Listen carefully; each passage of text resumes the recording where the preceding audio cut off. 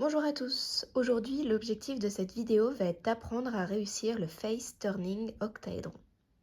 Ce cube assez original a la particularité d'avoir 8 faces et c'est justement la rotation de chacune de ces 8 faces qui permet à cet octaèdre de se mélanger.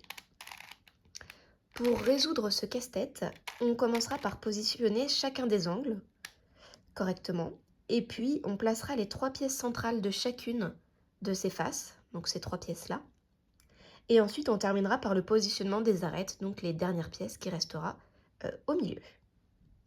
On utilisera seulement 2 ou 3 formules au total et vous verrez, elles ne sont pas très compliquées.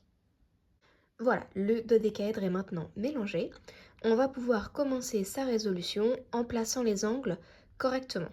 Donc par exemple, si on commence par la face blanche, juste ici, j'ai une pièce blanche avec la bleue. Donc on voit que cet angle-là n'est pas bien mis, puisque ici, on a du violet. Or, il devrait y avoir du bleu, donc ça veut dire que celle-ci doit aller en face. Donc on va pouvoir l'emmener directement. Et donc là, on a bien le blanc et le vert, le vert. Ça veut dire que ces deux-là sont donc bien mis. En le faisant, j'ai eu de la chance puisque ça m'a positionné mon dernier angle blanc. Et donc ensuite, on va pouvoir se focaliser sur les angles opposés, c'est-à-dire les angles de la face jaune. Et donc normalement, il y a toujours un angle qui est bien mis. C'est mathématique, donc il suffit de le chercher. Donc je tourne ici et là, je constate que c'est celui-ci qui est bien mis. Et donc, il va me rester les 2 derniers angles à positionner. Pour cela, on utilisera la même formule que un 3 par 3, c'est-à-dire qu'on baisse, on tourne, on remonte, on tourne. Et donc, on le refait une deuxième fois. On baisse, on tourne, on monte, on tourne. Là, on voit que ça me l'a bien placé. Donc, je vais tourner la face jaune pour faire la même opération sur le coin manquant. Donc, on baisse, on tourne, on monte, on retourne et une deuxième fois, on baisse. On tourne, on monte et on retourne, mais 2 fois pour la fin. Et donc, on constate bien que ça m'a bien orienté les angles et les angles blancs sont également bien mis. La première étape est donc terminée. L'étape suivante de la résolution de ce casse-tête consistera à mettre les 3 pièces centrales sur chacune des faces. Donc si on regarde un petit peu ici, on a déjà nos 2 pièces là qui sont bien mises. Et donc on va pouvoir chercher les suivantes en fait au fur et à mesure. Pour le positionnement des pièces centrales, on utilisera une formule qui va permettre à cette pièce-là d'arriver sur cette face-là et ensuite d'éjecter du coup celle-ci. Je vous la montre sans plus attendre et vous verrez au fur et à mesure de la résolution.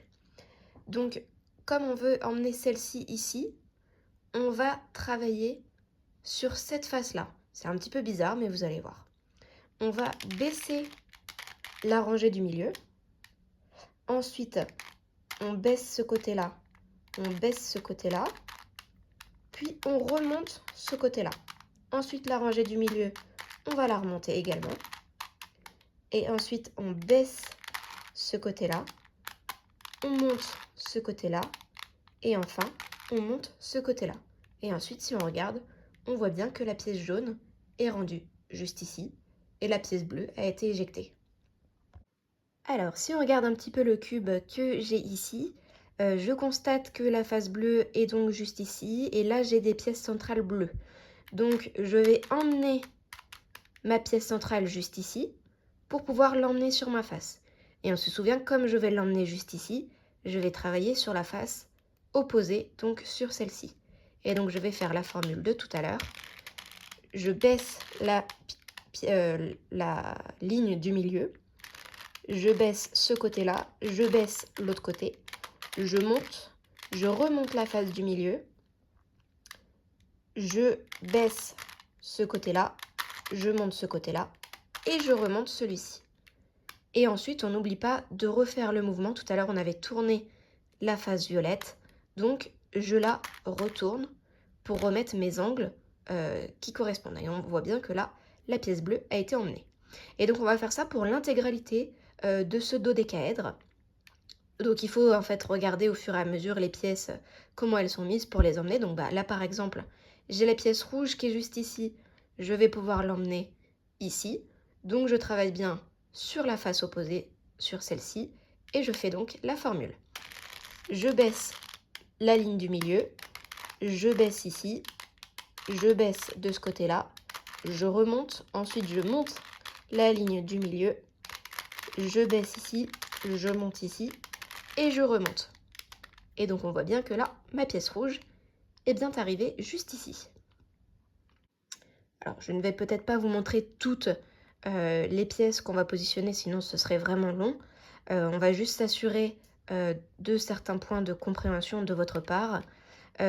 Si par exemple, là je veux emmener la dernière pièce blanche qui manque, donc bah là elle est juste ici, sauf que si je l'emmène tout de suite là, sans faire aucun mouvement préalable, cette pièce blanche là va s'en aller. Donc il faut bien que je tourne auparavant la face blanche, comme ça j'ai bien mes deux pièces ici et c'est celle-ci qui s'éjectera. Mais celle-ci, je m'en fiche. Donc là la pièce blanche, elle est là, je vais l'emmener là, donc je travaille bien sur cette face-là. Et donc comme tout à l'heure, je baisse le milieu, je baisse ce côté-là, je baisse ce côté-là, je monte, je remonte le milieu, je baisse ce côté-là, je monte ce côté-là et je remonte. Et ensuite, on pense bien à refaire le mouvement vu qu'on avait tourné la face blanche. Donc, je la retourne pour remettre mes angles correctement. Je vous donne un autre exemple juste ici où la pièce verte, j'aimerais l'emmener sur la face verte. Mais juste ici, si je le fais sans aucun mouvement préalable, cette pièce va s'enlever. Donc, je fais un mouvement préalable et donc je me souviens que j'ai tourné la face verte pour pouvoir faire mon mouvement. Donc, je baisse la ligne du milieu, je baisse ce côté-là, je baisse ce côté-là, je remonte, ensuite je remonte la ligne du milieu, je baisse ce côté-là, je remonte et je remonte. Et ensuite, on pense bien à retourner la face verte pour qu'elle soit correctement positionnée. Il se peut également que de temps en temps, vous ayez deux mouvements préparatoires à faire avant la formule. Donc dans ces cas-là, pas de souci, il faudra bien les faire, puis faire la formule et enfin refaire les mouvements que vous aviez faits. Donc je vous le montre juste ici en exemple. J'ai le jaune qui doit aller du coup sur cette face-là. Mais on constate que si je fais seulement ce mouvement-là, bah, cette pièce-là, elle va s'enlever. Donc là, je vais effectuer deux mouvements pour positionner mes pièces de la bonne manière.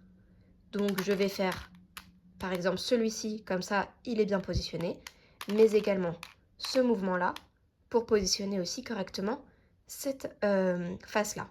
Et donc là, je suis dans une situation que je connais, je vais pouvoir faire la formule, tac, toujours la même, hein. Tac, on remonte la ligne du milieu, on baisse, on remonte et on remonte. Et ensuite, c'est là où il ne faut pas se tromper et bien refaire les mouvements tels qu'on les avait fait. Donc on avait tourné la face jaune en premier et ensuite on avait tourné la face violette. De toute façon, à chaque fin de votre formule, vous devez avoir vos angles qui doivent rester bien positionnés. Une fois que toutes vos pièces du milieu sont correctement positionnées, nous allons pouvoir terminer la résolution de ce casse-tête en plaçant les arêtes correctement. Voici la formule que l'on va utiliser pour permuter trois arêtes de place. Donc par exemple, celle-ci l'emmener ici, celle-ci l'emmener ici et celle-ci l'emmener ici. On va baisser de ce côté-là et ensuite si celle-ci on veut l'emmener de ce côté-là, et ben on va tourner comme ça. Ensuite, on monte, on retourne, on baisse, on tourne, on monte et on tourne. Et on constate que ça nous a bien fait permuter celle-ci ici, celle-ci ici et celle-ci ici. Et si on veut le faire dans l'autre sens, donc ramener la pièce jaune ici, la bleue ici et la verte ici, c'est pareil, mais c'est dans l'autre sens. Donc on baisse, on tourne dans le sens où on veut l'emmener, on monte, on tourne, on baisse, on tourne, on monte, on tourne. Si on observe un petit peu, on constate que nous avons l'arête blanche-violette qui est juste ici. Donc on va pouvoir l'emmener ici en utilisant la formule que nous venons de voir. Donc je baisse ce côté-là. Puis comme je veux tourner dans ce sens-là, et ben je tourne dans ce sens-là. Je monte, je tourne, je baisse, je tourne, je monte et je tourne. Et donc ici, on a bien l'arête blanche-violette qui a été positionnée. Pour les arêtes, je vous conseille de mettre 4 arêtes ici en premier pour ensuite effectuer la fin de cette résolution. Donc on va poursuivre. Ici, j'ai l'arête blanche-verte. Je vais pouvoir l'emmener juste ici en utilisant toujours la même formule que tout à l'heure. C'est-à-dire je baisse, je tourne, je monte, je tourne, je baisse, je tourne, je monte et je retourne. Et un petit peu difficile, je vais tourner dans le sens, tant pis. Tac. Et donc là, j'ai bien l'arête blanche-verte qui a été positionnée. Et ensuite, je vais pouvoir me focaliser sur ces deux arêtes-là qu'il me manque. Je vais donc commencer par chercher l'arête violette-rouge et je constate qu'elle est juste ici. Donc je vais pouvoir l'emmener là. Sauf qu'ensuite, je ne vais pas l'emmener directement à sa place. Vous allez voir. Donc l'arête, elle est là. Donc je baisse, je tourne, je monte, je tourne, je baisse, je tourne, je monte et je retourne. Pourquoi je ne vais pas l'emmener directement à sa place? Parce qu'après, j'aurai pas de possibilité de mettre l'arête manquante. Donc celle-ci, je vais l'emmener là, pour ensuite emmener l'arête rouge-verte juste en dessous, pour ensuite effectuer un mouvement de pivot. Vous allez voir, je continue. Donc je baisse, je tourne, je monte, je tourne, je baisse, je tourne, je monte et je retourne. Et donc maintenant, je vais pouvoir chercher l'arête rouge-verte. Elle est ici, donc je vais la rapprocher de son emplacement en la mettant par exemple ici, même si celle-ci elle est déjà bien faite, c'est pas grave, on la refera juste après. Tourne, hop, je l'ai rapprochée, je vais pouvoir la rapprocher encore un petit peu, toujours avec la même formule. Tourne. Tac. Et donc, en faisant ce que je viens de faire, on va pouvoir permuter ces deux arêtes en même temps. Donc celle-ci, elle va pouvoir passer ici à la bonne place et celle-ci sera également à la bonne place. Donc, toujours la même formule. Et comme ça me permet de résoudre mes 4 premières arêtes juste ici. Une fois que ces 4 arêtes-là sont réalisées, on va pouvoir vraiment travailler sur la fin. Pour ce faire, on va pouvoir positionner une arête en bas, donc sur la ligne du bas, une seule dans un premier temps. Donc par exemple, là j'ai celle-ci, je vais pouvoir l'emmener juste ici. Et finalement, on fera un petit peu comme tout à l'heure, un petit jeu de passe-passe pour pouvoir mettre nos arêtes correctement. Le hasard a fait que celle-ci, ça me l'a bien mise également, mais on va la décaler juste ici pour pouvoir rapprocher l'arête bleue et blanche. Je vous montre, je la décale. Tac, une fois qu'elle est décalée, je vais pouvoir emmener l'arête blanche-bleue juste ici. Donc là, en l'occurrence, elle est là. Donc je l'emmène près de l'endroit où elle devrait être. Hop. Et donc là, je vais refaire ça pour la passer ici.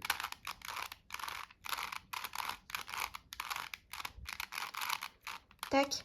Et ensuite, je vais pouvoir pivoter les deux en même temps. En fait, à la fin, il faut toujours pivoter deux en même temps parce que sinon, vous allez vous retrouver bloqué. Donc ensuite, si on regarde un petit peu, là, celle-ci, ça me l'a déjà bien mise. Mais on va faire comme tout à l'heure, on va la décaler pour pouvoir rapprocher cette arête-là pour ensuite les faire pivoter en même temps. Donc celle-ci, je l'emmène en bas dans un premier temps.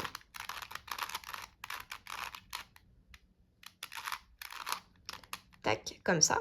Et donc là, je vais pouvoir emmener l'arête verte-grise juste ici, à côté.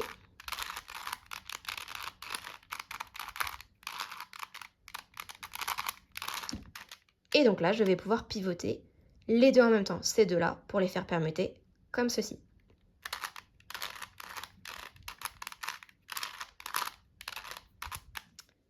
Et voilà.